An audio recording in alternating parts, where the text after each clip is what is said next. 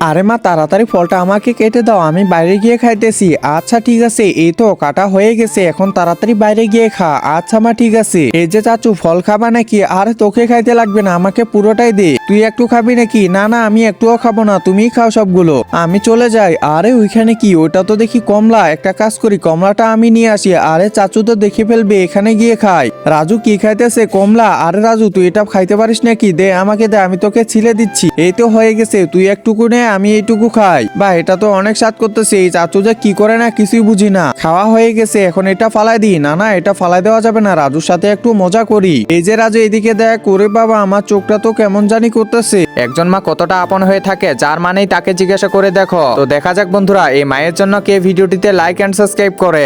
আর যারা মাকে ভালোবাসো না, তারা ভিডিওটি থেকে দূরে থাকো। তুমি এটা আমার সাথে ঠিক করলা না? হা হা হা। আরে কি ব্যাপার, তুমি আমার ছেলের সাথে কি শুরু করে দিছো? হ্যাঁ আরে মা, তুমি ধরো তো চাচুকে, কিছু একটা করতে লাগবে। হ্যাঁ তাড়াতাড়ি আয়, তাড়াতাড়ি আয়। এখন তোমাকে তো আমি শ্বশুরাবো। আরে শ্বশুরাইস না, আমার তো অনেক শ্বশুরি লাগতেছে।